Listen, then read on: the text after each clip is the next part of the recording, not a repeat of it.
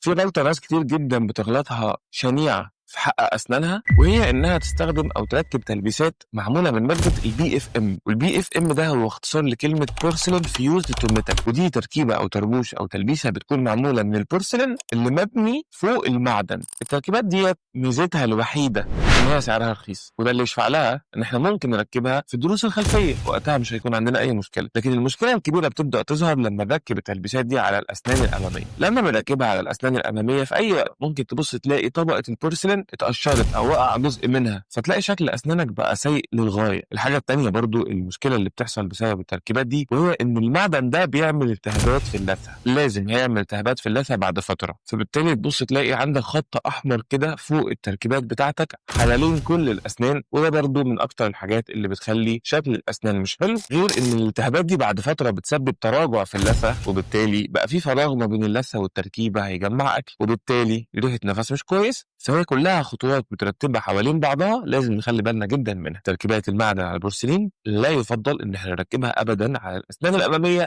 والله دلوقتي ولا حتى الخلفية. ليه؟ لأن بقى في أنواع تانية أحسن بكتير زي الزيركونيوم والإيماكس. دايما بنفضل نركب الزيركونيوم على الضروس الخلفية لو احنا عاملين تلبيسة أو طربوش كامل، وبنركب الإيماكس على الأسنان الأمامية، أو أوقات بنركبها على الضروس الخلفية لو احنا عاملين حاجة اسمها اندوكراون أو اوفرلي أو اونلي أو انلي. والحاجات دي الفرق ما بينها شرحناها قبل كده في فيديوهات تانية، لو حابب تتفرج عليها هتلاقيها في قناتنا على اليوتيوب. فلو كنت بتفكر تعمل تركيبات لأسنانك ما تنساش أبدا تختار النوع المناسب ليها. متنساش تعمل لنا لايك فولو علشان تستفيد من الفيديوهات اللي جاية.